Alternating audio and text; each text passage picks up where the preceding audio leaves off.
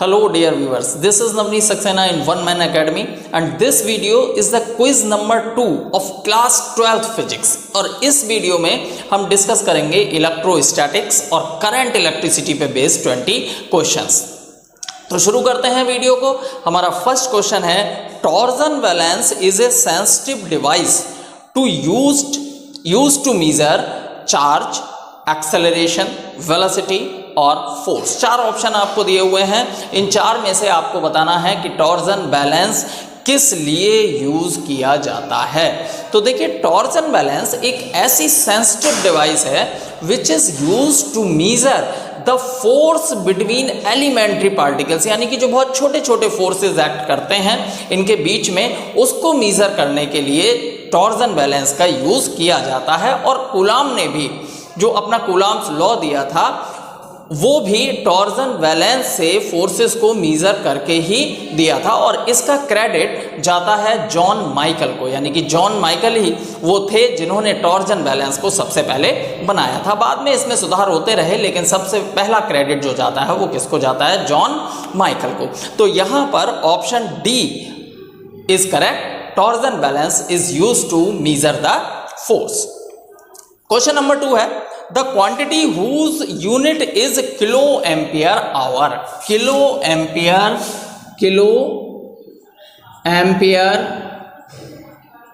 Our, kilo ampere hour. अब देखिए, ampere किसकी यूनिट होती है? करंट की। तो ऑब्वियसली किलो एम्पियर किसको डिनोट करेगा? करंट को।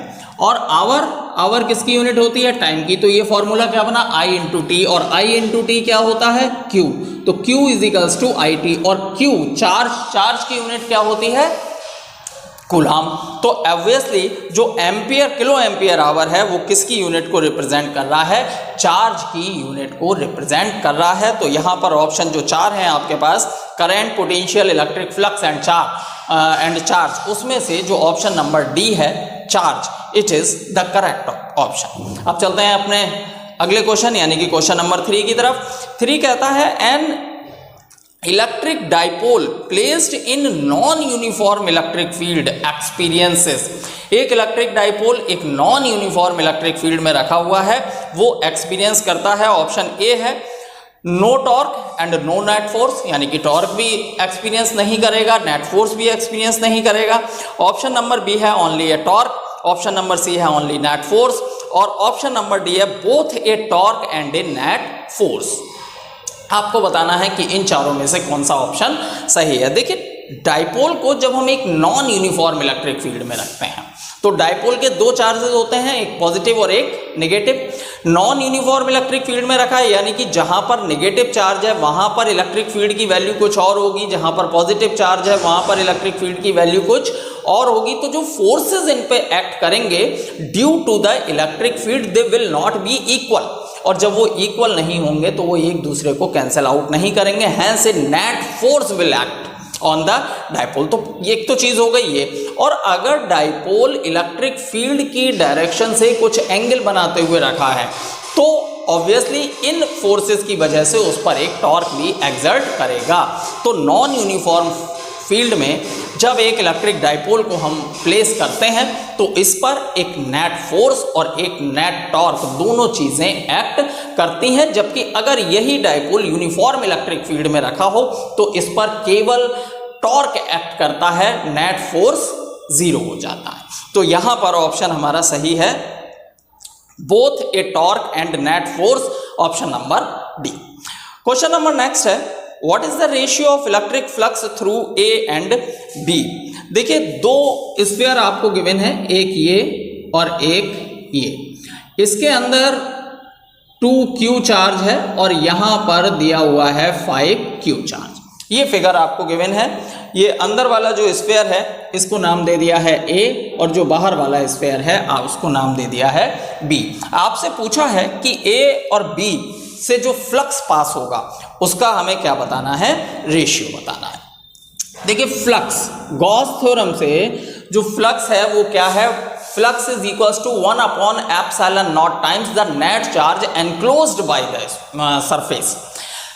पहले स्फीयर की अगर हम बात करें तो इसके अंदर केवल कितना चार्ज है 2q। ये जो 5q चार्ज है वो इसके बाहर है, तो इससे हमें कुछ लेना देना नहीं है। अंदर चार्ज है 2q, तो इससे पास होने वाला flux 2q divided by epsilon naught phi A से पास होने वाला फ्लक्स। अब बात करते हैं किसकी, b से पास होने वाले फ्लक्स की, यानी कि फाई बी स्फीयर के अंदर जब हम देखेंगे तो इसमें 5q भी इसके अंदर है और साथ ही साथ 2q भी इसके अंदर है, यानी कि जो टोटल चार्ज b के अंदर हो गया वो 5q प्लस 2q, और 5q प्लस 2q कितना हो गया 7q divided by epsilon not. अगर इनका रेशियो हम निकालें phi A divided by phi b, then it is equals to epsilon naught से एप्सिलॉन नॉट कैंसिल हो जाएगा, 2q डिवाइडेड बाई 7q यानी कि 2/7। तो इनका जो रेशियो हो जाता है वो कितना हो जाता है 2:7। अब देखिए यहां पर ऑप्शन दिए हुए हैं 5:2, 2:5, 2:7, 7:2। तो option number C is correct, 2:7। Clear. Next question आता है question number 5। How will the electric flux through the sphere change if a medium of dielectric constant K is introduced in space inside the sphere? एक sphere के अंदर एक medium जिसका dielectric constant K है उसको हमने इंट्रोड्यूस किया, तो क्वेश्चन कहा गया है कि फ्लक्स किस तरीके से चेंज हो जाएगा। देखिए फ्लक्स का फॉर्मूला अभी हमने पढ़ा, phi is equals to Q upon epsilon naught, जबकि मीडियम जो है वो एयर और वैक्यूम है। अगर ये मीडियम एयर और वैक्यूम ना होके कुछ और होता है तो यही रिड्यूस हो जाता है क्यू अपॉन एप्सिलॉन नॉट के, यानी कि फ्लक्स जो है एक डाइलेक्ट्रिक मीडियम भरा होने से क्या हो जाता है डिक्रीज हो जाता है। तो ऑप्शंस यहां पर हैं remain same, decrease by K times, increase by K times, none of these. तो option number B is correct, decrease by K times. Electric field भी डिक्रीज हो जाएगी, जब फाई क्या होता है E into D S, electric field के times decrease हो जाएगी तो ऑब्वियसली जो फ्लक्स है वो भी क्या डिक्रीज हो जाएगा, अब के टाइम्स डिक्रीज हो जाएगा। चलते हैं अपने नेक्स्ट क्वेश्चन की तरफ, which is the number of electrons that constitute 1 ampere of current. 1 ampere of current कितने इलेक्ट्रॉन्स मिलकर बनाते हैं? 1 एम्पियर करंट कितने इलेक्ट्रॉन्स मिलकर बनाएंगे? करंट क्या होता है, flow of electrons from one point two another point. तो कितने इलेक्ट्रॉन फ्लो करें जिससे कि करंट कितना हो जाए 1 एम्पियर। देखिए करंट का जो फॉर्मूला है it is I equals to Q upon T, और obviously Q is equals to क्या होता है by the conservation by the quantization of charge Ne। तो I is equals to Ne upon T. We have to find the number of electron, तो N is equals to IT upon E। I कितना 1 ampere, time ले लेते हैं 1 second, और ये 1.6 into 10 to power minus 19।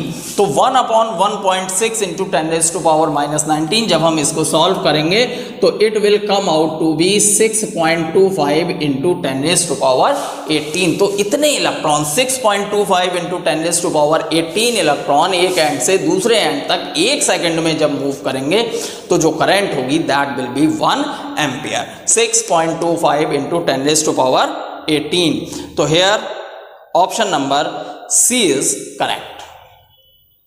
Question number next यानी कि 7, a certain piece of copper is to be shaped into a conductor of minimum resistance. एक copper का पीस लिया और उसे एक कंडक्टर में वायर में बदलना है। इस तरीके से बदलना है कि जो उसका रेजिस्टेंस है वो मिनिमम यानी कि कम से कम होना चाहिए। तो its length L and cross sectional area A shall respectively B.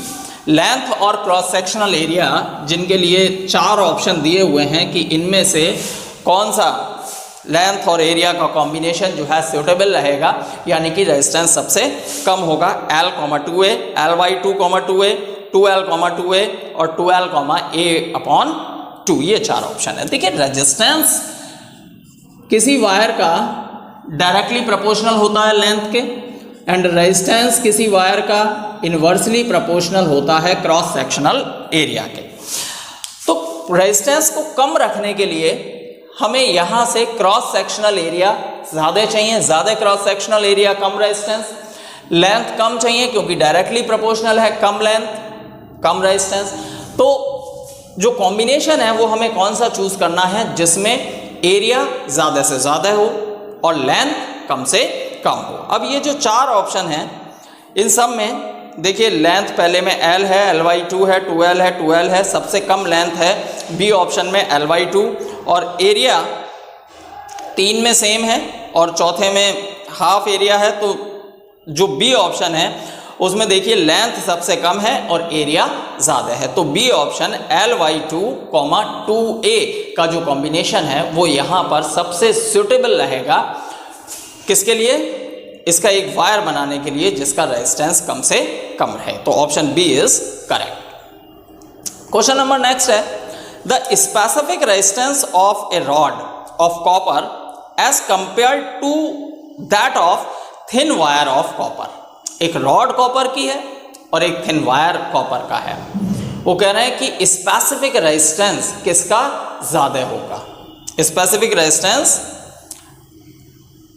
Rod के कंपेयर में वायर का लेस होगा, मोर होगा, सेम होगा और डिपेंड्स ऑन लेंथ और एरिया। ये 4 ऑप्शन आपके पास हैं। तो देखिए स्पेसिफिक रेजिस्टेंस मींस रेजिस्टिविटी और जो रेजिस्टिविटी होती है it is the characteristic property of the material. किसकी प्रॉपर्टी है, मटेरियल की प्रॉपर्टी है। कौन सी प्रॉपर्टी है, कैरेक्टरिस्टिक प्रॉपर्टी है। It doesn't change with the shape, with length, with cross sectional area. अगर मटेरियल सेम है तो स्पेसिफिक रेजिस्टेंस यानी कि रेजिस्टिविटी सेम रहेगी, इट विल नॉट चेंज। तो यहां पर कॉपर ही मटेरियल है, चाहे हम उसकी रॉड बना लें चाहे हम उसका वायर बना लें, रेजिस्टिविटी यानी कि specific resistance will remain same. However resistance में चेंज बट रेजिस्टिविटी यानी specific resistance will remain same. तो option number C is here correct. Question number next है 9 A wire of resistance 3 ohm is cut into 3 pieces।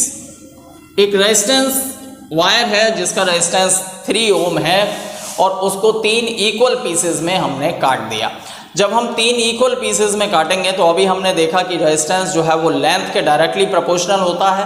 तो obviously जो third part होगा उसका resistance भी पहले के कितना हो जाएगा, 1/3। तो अब जो 3 पार्ट हुए उनका रेजिस्टेंस, ईच का रेजिस्टेंस कितना हो गया, 1 ओम। 3 पार्ट थे, सॉरी 3 ओम रेजिस्टेंस था, 3 पार्ट में इक्वली कट कर दिया तो हर पार्ट का रेजिस्टेंस कितना हो गया, 1 ओम।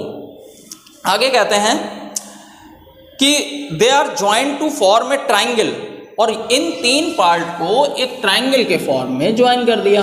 मान लीजिए ये ट्राइंगल बन गया ABC, इसका भी 1 ओम, ये भी 1 ओम और ये भी 1 ओम। आपसे कहा गया कि the equivalent resistance between any 2 corners of the triangle. मान लीजिए ये 2 कॉर्नर ले लेते हैं हम, इन 2 कॉर्नर्स के बीच में इक्विवेलेंट रेजिस्टेंस आपको बताना है। अब मान लीजिए इसमें करंट हमने यहाँ से भेजी तो जब ये A पर पहुंची तो इसको 2 रास्ते मिल गए, एक ये और एक ये करंट यहाँ से चली और यहाँ पर आ गई, इनमें और इनमें सेम करंट फ्लो होगी। जब सेम करंट फ्लो होगी तो ये दोनों किस में होंगे, सीरीज में। ये दोनों किस में होंगे, सीरीज में। जब ये दोनों सीरीज में हो गए तो इनका जो रेजिस्टेंस R' है वो 1 + 1 यानी कि कितना ओम हो गया, 2 ओम। तो ये तो दोनों सीरीज में हो गए और इनके पैरेलल में ऑब्वियसली ये वाला होगा।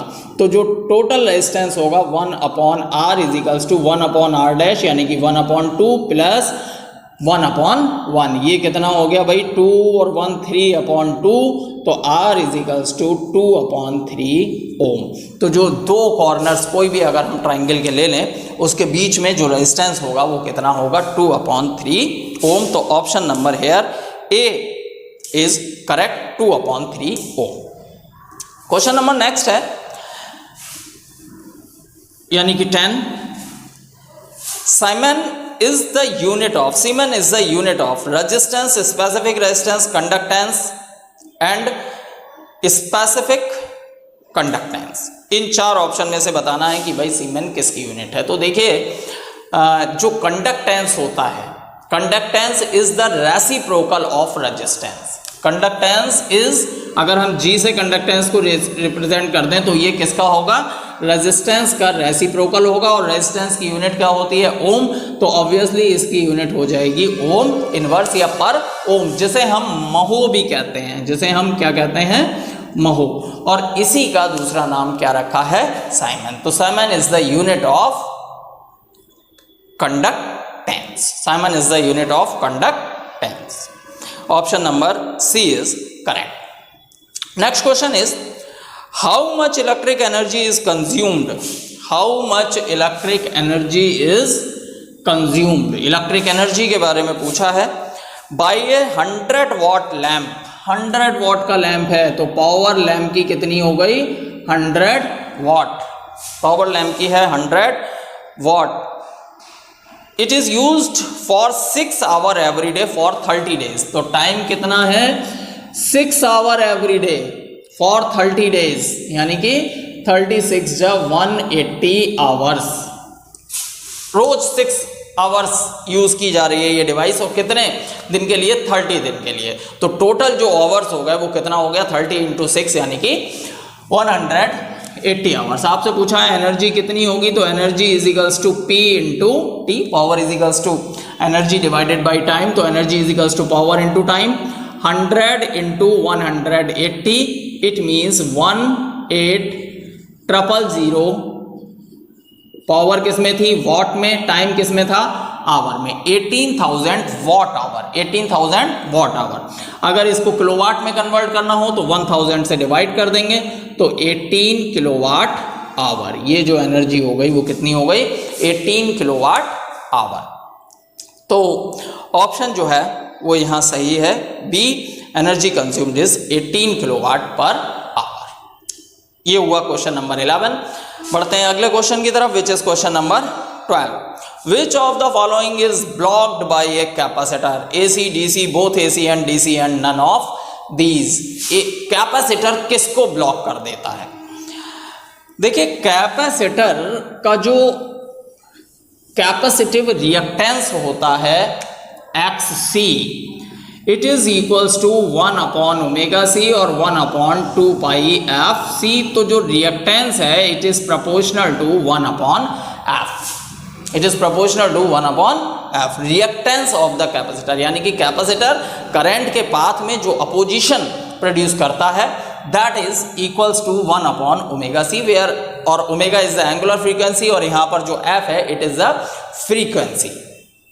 अब जो हमारी डीसी होती है वो एक ही डायरेक्शन में चलती है, तो इसकी जो फ्रीक्वेंसी होती है वो क्या होती है?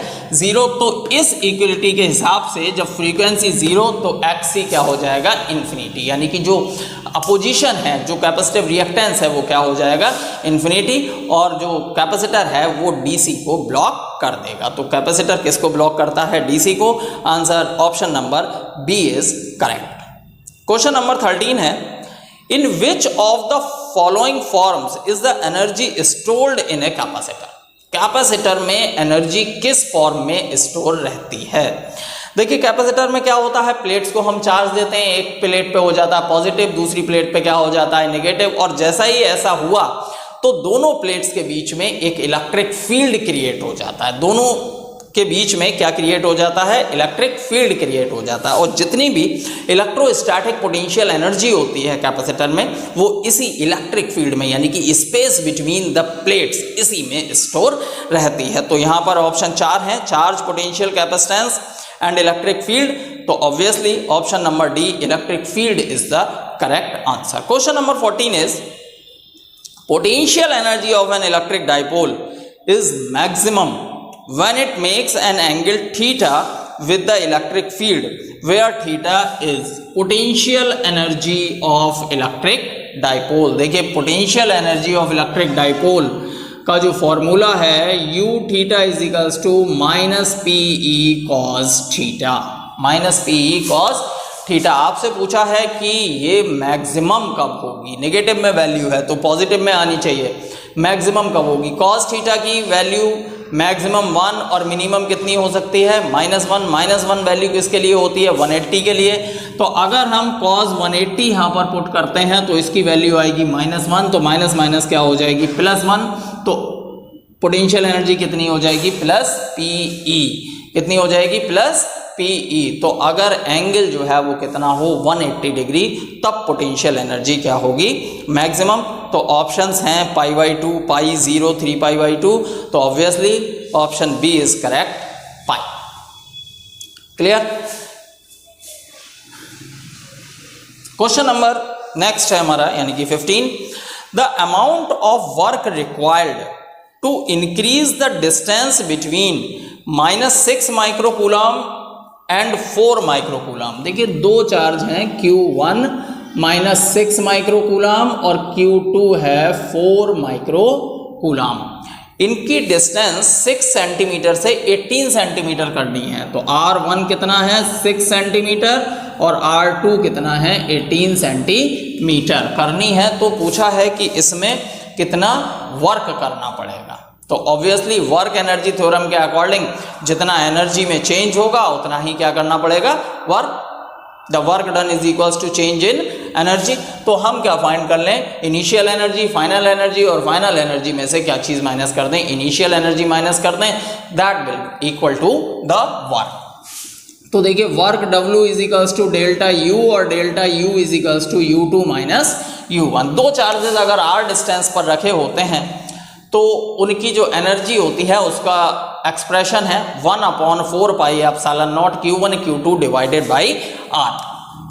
तो यहाँ से देखिए Q1 Q2 कॉमन ले लिया हमने, 4 पाई एप्सिलॉन नॉट कॉमन ले लिया, नीचे बचेगा क्या 1/R2 minus 1/R1। Clear. Q1 Q2 देखिए -6 × 4, दोनों माइक्रो कूलाम में है तो दोनों को कूलाम में कन्वर्ट करेंगे। दोनों को जब कूलाम में कन्वर्ट करेंगे तो -6 10⁻⁻⁶ से मल्टीप्लाई करनी पड़ेगी। तो ये हो गया 10⁻⁻12। साथ ही 1/4 पाई एप्सिलॉन नॉट यानी कि 9 × 10⁻9 ये इसकी वैल्यू होती है, इंटू 1/R2 कितना है 18 माइनस R1 कितना है 6, और ये दोनों किस में गिवन है सेंटीमीटर्स में। तो इनको भी किस में कन्वर्ट करना पड़ेगा मीटर में। तो जब मीटर में कन्वर्ट करेंगे तो 18 × 10⁻⁻2, 6 × 10⁻⁻2 दोनों को ऊपर ले जाएंगे तो 10⁻2, और इस 10⁻2 को भी हम क्या करेंगे यहाँ कॉमन ले लेंगे। तो 6 × 4 × 9 × 10⁻⁻12 इंटू 10⁻9 इंटू 10⁻2, और ये सॉल्व करेंगे तो 18 1 - 3 यानी कि -2/18 कितना आएगा -2 डिवाइडेड बाई 18। तो -6 × 4 × 9 इंटू 10⁻, देखिए -12 -1 हो गया, 9 और 2 11, और ये कितना है -12 तो -1 हो गया, इंटू 2/18 6 3 × 18 तो कितना हो गया 2/18 माइनस का, और माइनस माइनस फिर क्या हो गया प्लस। क्लियर। 9 2 × 18 कितना बचा 6 4 × 24 इंटू 10⁻⁻1 या फिर 2.4 जूल। तो कितना वर्क करना पड़ेगा इस पूरे प्रोसेस में 2.4 जूल वर्क करना पड़ेगा। तो ये हो गया आपका क्वेश्चन नंबर 15 2.4 जूल। और ऑप्शन कौन सा सही है इसमें, ऑप्शन सही है B 2.4 joule.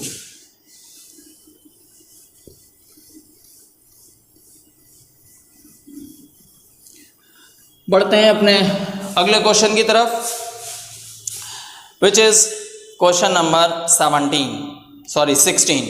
An electron initially at rest is accelerated through a potential difference of 1 volt. The energy gained by electron is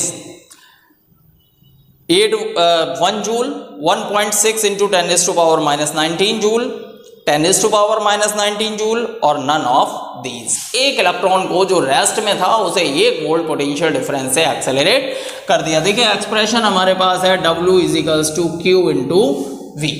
W = Q × V। W is a work done.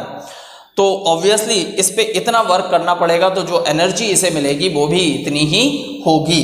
अब अगर हमने Q क्या है electron, तो E और V क्या है 1 volt, तो ये हो गया 1 इलेक्ट्रॉन वोल्ट। तो जो आंसर है वो कितनी एनर्जी इसे मिलेगी इलेक्ट्रॉन को 1 electron volt. 1 electron volt is also the unit of energy. लेकिन यहां पर हमें क्या दिया हुआ है जूल में ऑप्शन दिए हुए हैं, तो 1 इलेक्ट्रॉन वोल्ट को हमें किस में कन्वर्ट करना होगा जूल में। तो इलेक्ट्रॉनिक चार्ज की वैल्यू यहां पे पुट कर देते हैं 1 × 10⁻⁻19 और ये सीधे सीधे किस में कन्वर्ट हो जाएगा जूल में। तो 1.6 × 10⁻⁻19 जूल। अगर एक इलेक्ट्रॉन को रेस्ट से 1 वोल्ट पोटेंशियल से एक्सेलरेट किया जाए तो energy gained by it 1.6 × 10⁻⁻19 joule. और ऑप्शन नंबर कौन सा सही है यहां पर बी।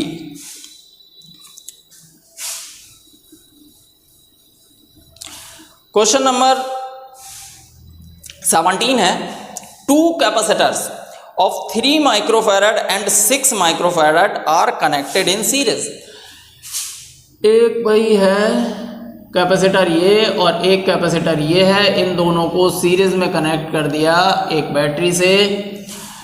पहला का है 3 और दूसरा क्या है 3 माइक्रोफैराड और ये क्या है 6 माइक्रोफैराड। और ये जो यहाँ पर लगाया है वोल्टेज वो कितना है 12 volt. The potential difference across them will be. इनके अक्रॉस पोटेंशियल डिफरेंस कितने होंगे। तो भाई पहले तो देखो इनकी कैपेसिटेंस निकालने हैं हम। टोटल कैपेसिटेंस दोनों सीरीज में कनेक्ट हैं तो 1/C = 1/C1 + 1/C2। ठीक है, तो 6 2 + 1 यानी कि 3 1/2। तो C कितना आ गया 2 माइक्रोफैराड। इक्विवेलेंट कैपेसिटेंस कितनी हो गई 2 माइक्रोफैराड। चार्ज स्टोर्ड सीरीज में चार्ज सेम रहता है Q = CV। तो C कितना 2 और V कितना है टोटल 12, तो 24 माइक्रोकूलाम टोटल चार्ज हो गया। अब 24 माइक्रोकूलाम इस पर भी होगा और 22 माइक्रोकूलाम इस पर भी होगा। तो potential on first capacitor V1 = potential difference across the first capacitor V1 = V Q / C1। Q1 है 24 माइक्रोकूलाम और C1 है 3 माइक्रोकूलाम। तो ऑब्वियसली 3 8 जा 24 वोल्ट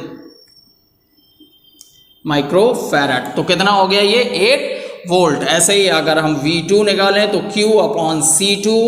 Q कितना है 24 माइक्रोकूलाम और C2 हमारा है 6 माइक्रोफैराड। तो यहां पर ये आ जाएगा 4 वोल्ट। तो पहले कैपेसिटर पे कितना पोटेंशियल डिफरेंस होगा 8 और दूसरे पे कितना होगा 4। तो ऑप्शन नंबर ए जो यहां पर है 8 volt 4 volt is the correct answer. Clear. Question number 18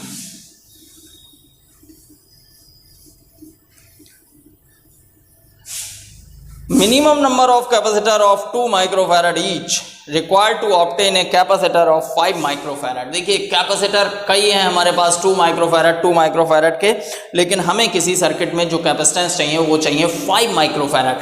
तो आपसे पूछा है कम से कम 2 माइक्रोफैराड के कितने कैपेसिटर्स हमें लेने पड़ेंगे जिससे कि इक्विवेलेंट कैपेसिटेंस कितनी हो जाए 5 माइक्रोफैराड। तो देखिए कैपेसिटर में सीरीज में अगर हम जोड़ेंगे तो 1/C1 + 1/C2 वाला फॉर्मूला लगता है और अगर पैरेलल में जोड़ते हैं तो C1 + C2 वाला फॉर्मूला लगता है। अब यहां पर 5 माइक्रोफैराड चाहिए। अगर 2 के 2 हम पैरेलल में जोड़ दें तो 2 और 2 4, और अगर इनके पैरेलल में एक और जुड़ जाए तो वो क्या हो जाएगा 5। देखिए 2 माइक्रोफैराड का, इसके पैरेलल में दूसरा जोड़ दिया ये भी 2 माइक्रोफैराड का। अब अगर तीसरा 2 पैरेलल में जोड़ देते हैं तो 6 माइक्रोफैराड हो जाएगा। अब हमें कितना और चाहिए 1। तो इसके लिए हम क्या करें इनके पैरेलल में सीरीज में 2 कैपेसिटर जोड़ दें 2 माइक्रोफैराड और 2 के 2 और 2 जब सीरीज में जोड़ेंगे तो कितना हो जाएगा 1 और 2 3 और 2 कितना हो जाएगा 5 माइक्रोफैराड। तो इस तरीके से कम हमें कितने कैपेसिटर्स चाहिए 4 कैपेसिटर्स चाहिए to obtain the equivalent capacitance of 5 microfarad. Question number 19 है 2 equal resistances are connected in series. 2 equal resistances हैं वो सीरीज में कनेक्ट है अक्रॉस ए बैटरी, एक बैटरी के across, and consume a power P। Power कितनी खर्च हो रही है, P।